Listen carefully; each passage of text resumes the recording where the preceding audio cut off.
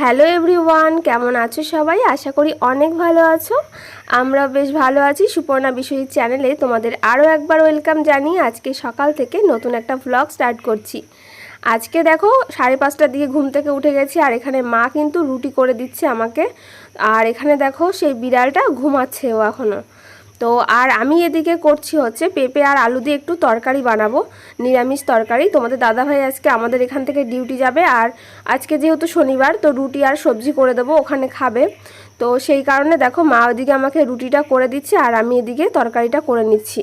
অল্প করেই করছি তোমাদের দাদাভাইয়ের জন্যই শুধু, ওই জন্য। আর আমার তো ওই প্রেগনেন্সির সময়টা পেঁপে খেতে বারণ করেছে ডাক্তারবাবু, ওই কারণে আমি খাবো না। অন্য কিছু তরকারি করলে হয়তো খেয়ে নিতাম রুটি দিয়ে, তো আজকে তো আমি খাবো না, অন্য কিছু খাবো। তো তোমাদের দাদাভাইয়ের জন্য এটা করে দিচ্ছি। তো আজকে কিন্তু ভিডিওটা একটু অন্য টাইপের হতে চলেছে। আজকের ভিডিওটা শেয়ার করব আমার প্রেগনেন্সির এক একটা সকাল। তো দেখো বন্ধুরা, এখানে কিন্তু আমি একটা ডিমের অমলেট করে দিয়েছি তোমাদের দাদাভাইকে, আর এখানটায় 4টে রুটি দিয়েছি, আর এখানটায় পেঁপে আলু দিয়ে একটু সবজি করে দিয়েছি। আর এইখানে যেটা রয়েছে ওটাও তোমাদের দাদাভাইয়ের জন্য, তো ওটা কিন্তু ও এখন খেয়ে যাবে। তো রুটিগুলো আমি ছিঁড়ে নিয়েছি, আর দেখো এখানে তরকারিটা ফ্যানের তলায় একটু ঠান্ডা করতে দিয়েছি। আর তোমাদের দাদাভাই গেছে স্নান করতে, মানে সকালবেলায়। তোমাদের দাদাভাইকে 6টার সময় তুলে দিয়েছি, 7টা ট্রেনটা ধরবে, তো আধা ঘন্টা বা 40 মিনিটের মধ্যে রেডি হয়ে যাবে। আর তারপরে কিন্তু ও ডিউটিতে যাবে। আর এখানে দেখো কয়েকটা জামা কাপড় ছিল তোমাদের দাদাভাই, সেগুলো আমি কেচে দিয়েছিলাম আগের দিন, ওই জন্য ভাঁজ করে সব গুছিয়ে রাখছিলাম। তারপর ফোনটা চার্জের থেকে খুলে ওর ব্যাগের মধ্যে ভরে দিচ্ছিলাম। আর তোমাদের দাদাভাই দেখো বলতে বলতে কিন্তু স্নান সেরে চলে এসেছে ঘরে। আর আমার আর কারোই মানে খেয়াল ছিল না যে ক্যামেরাটা অন করাই রয়েছে। ওই দেখো তোমাদের দাদাভাই পরে দেখলো, ওই জন্য হাসছিলাম মানে দুজনে মিলে। তারপর যাই হোক তোমাদের দাদাভাইকে ওটা খাওয়ার দাওয়ার খাইয়ে তারপর ডিউটিতে পাঠালাম। আর দেখো তারপরের কাজটা কিন্তু হচ্ছে আমার বিছানাটা গোছানো। তো বিছানা গোছানোটা মানে এলোমেলো থাকলে কিন্তু একটুও ভালো লাগে না, ওই জন্য সবার প্রথমে আগে গিয়ে বিছানাটা গোছাই, তারপরে গিয়ে অন্য কাজকর্মগুলো করি। আর যেদিন একা থাকি মাঝে মধ্যে ঘুম থেকে উঠেই একা হয়তো বিছানাটা গুছিয়ে নিই, বা কোনো সময় হয়তো হাত মুখ ধুয়ে ফ্রেশ হয়ে তারপরে গিয়ে বিছানাটা গোছাই। তোমরা দেখতেই পাও যারা আমার ডেলি ভ্লগগুলো দেখো তারা। আর তারপরে দেখো চুলটা আঁচড়ে নিচ্ছি, খুবই গরম লাগছে, এত পরিমাণে গরম পড়েছে কি বলবো। মানে আমাদের এদিকে জানো তো বৃষ্টি বৃষ্টি সেভাবে হচ্ছেই না, তোমাদের ওদিকে কি এরকম হচ্ছে বলো তো? তারপরে দেখো চুলটা একটুখানি তুলে নিয়েছি গরমের জন্য, আর ঘরটা একটু ভালোভাবে পরিষ্কার করে ঝাড় দিয়ে নিচ্ছি। তোমাদের দাদাভাই তো ডিউটিতে বেরিয়ে গেল, তো ফোন করেছিল আবার যে হ্যাঁ ট্রেন পেয়েছে, ট্রেনে উঠে পড়েছে। তো তারপরে দেখো সমস্ত ঘরগুলো আমি কিন্তু এক এক করে ঝাড় দিয়ে নিচ্ছি ভালো করে। তো আমার ভিডিওতে কিন্তু অনেকের অনেক কমেন্টস এসেছে। একটা দিদিভাই আমার কমেন্টস করেছে যে দিদিভাই তোমার এটা কত উইকস চলছে প্রেগনেন্সির। তো তাদের জন্য বলছি এখন কিন্তু আমার 35 উইকস চলছে, মানে এটা কিন্তু 35 সপ্তাহ চলছে আমার। তোমরা অনেকে জানো বা অনেকে জানো না, আর নতুন যারা ভিডিও দেখো তাদের জন্য আবার বলে দিলাম।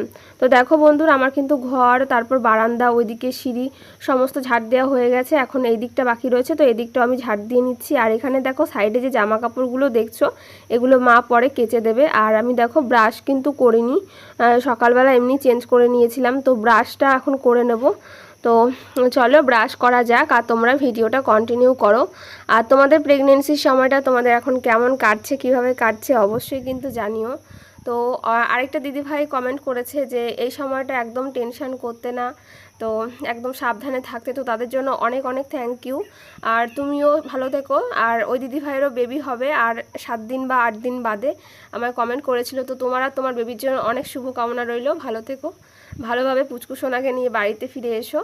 তারপর দেখো মা কিন্তু ওদিকে ফুল তুলতে গেছিলো, আর আমি ভাবলাম যে চলো আগে এখানে আমি শাকটা একটু বেছে দিই। শাক বলতে এখানে গিমা শাক ছিল, যেটা তেতো, তোমরা অনেকে হয়তো চেনো অনেকে হয়তো চেনো না, তো তাদের জন্য বলছি। তো এই শাকটা কিন্তু খুব তেতো হয় খেতে, তো অনেক দিন বাদে আবার খাবো। আর আমি তুলে নিয়েছিলাম, বাড়িতেই এই শাকগুলো লাগানো রয়েছে।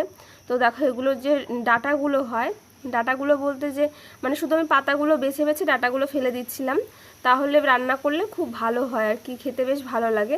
তো এই রান্নাটা কিন্তু আমার খুবই পছন্দের একটা রান্না বলতে পারো, খেতেও ভীষণ ভালো লাগে। আর পাশে দেখো একটা বিড়াল শুয়েছিল কালো রঙের, ওই দেখো আমার তারপরে বলতে বলতে কিন্তু স্নান টান সব হয়ে গেছে। আসলে এত পরিমাণে গরম লাগছে কি বলবো, আজকে কিন্তু একটু সকাল সকালই স্নান করে নিলাম। তারপরে দেখো তোমার দাদাভাইয়ের প্যান্ট ছিল, গামছা, আমার নাইটি সমস্ত কিছুই কিন্তু মেলে দিয়েছিলাম বাইরে। এখনও রোদটা সেভাবে ওঠেনি যদিও, তবে রোদ না উঠলে কী হচ্ছে খুবই গরম লাগছে। তারপর আমি দেখো ঘরের মধ্যে চলে এসেছিলাম একদম স্নান সেরে। তো একটু ক্রিম মেখে নেব মুখে, যেহেতু খুবই গরম পড়েছে, ক্রিমটা দিলে মুখটা একটু ঠান্ডা ঠান্ডা লাগে, ওই জন্য আর কি ভালো লাগে। তো তারপর ক্রিম দিয়ে একটু সিঁদুর টিঁদুর পরে নেব, চুলটা একটু বেঁধে নেব। তো ভিডিও স্কিপ করো না, ভিডিও কন্টিনিউ করো, আশা করি অনেক ভালো লাগবে তোমাদের। আরেকটা ভিডিওতে কমেন্ট এসেছে আমি কোথায় ডাক্তার দেখাতে যাচ্ছি। তো সেই দিদিভাইদের জন্য কমেন্টের উত্তরটা হচ্ছে আমি কালনাতে ডাক্তার দেখাই। তোমরা জানো আমার বাড়ি নবদ্বীপ থেকে কিন্তু 10 মিনিটের দূরত্ব, ভান্ডারটিগুড়ি স্টেশনের কাছেই আমার বাড়ি।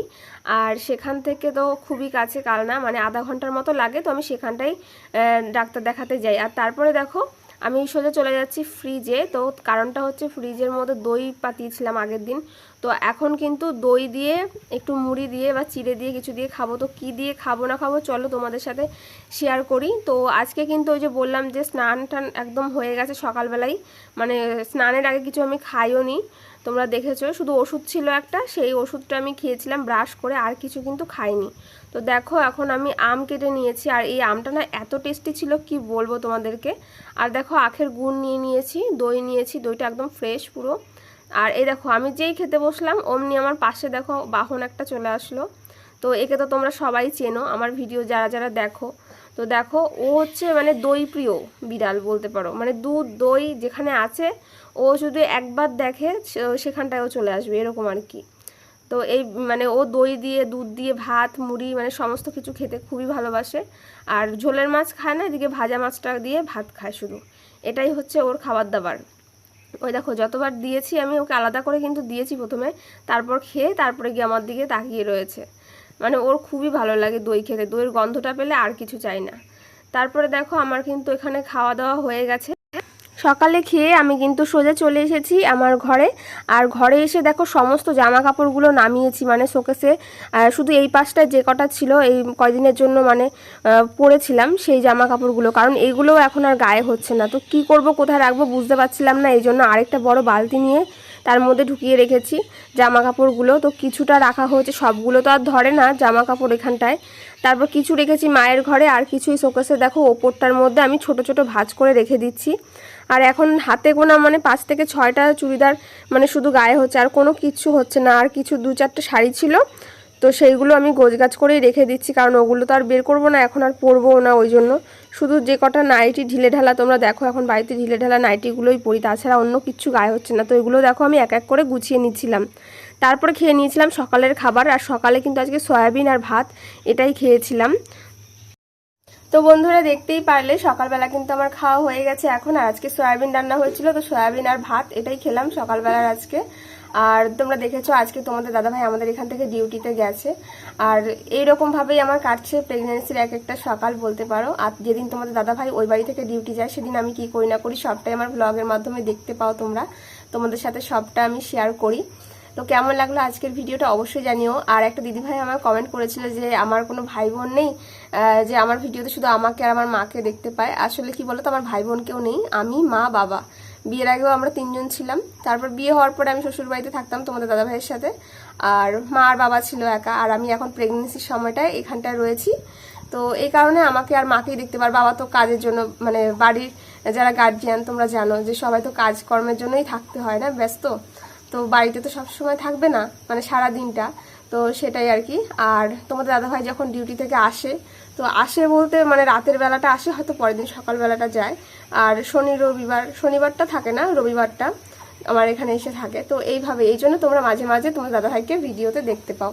তো এইভাবেই। আর বাড়িতে সেরকম কোনো লোক নেই, মানে ভাই বোন কেউ নেই, অত বড় ফ্যামিলি না, খুবই ছোট একটা ফ্যামিলি বলতে পারো আমাদের, এই বাড়িতেও ওই বাড়িতেও। তো ওই কারণেই আর কি দেখতে পাও না সেরকম লোকজন, আমাকে আমার মাকেই বেশিরভাগটা দেখতে পাও। আসলে দুজনেই তো থাকি সারাটা দিন, ওই জন্য। তো আজকের ভিডিওটা কিন্তু আর বেশি বড় করছি না, প্রেগনেন্সি সকালটা আমার এইভাবেই কাটছে এক একটা দিন বলতে পারো। তো কেমন লাগলো ভিডিওটা অবশ্যই জানিও, ভালো লাগলে লাইক কমেন্ট শেয়ার করে দিয়ে চ্যানেলটিকে সাবস্ক্রাইব করে পাশে থেকো আজকে। তো টাটা বন্ধুরা, সবাই ভালো থেকো সুস্থ থেকো, আবার দেখা হচ্ছে তোমাদের সাথে আগামীকাল নতুন একটা ভ্লগের মাধ্যমে।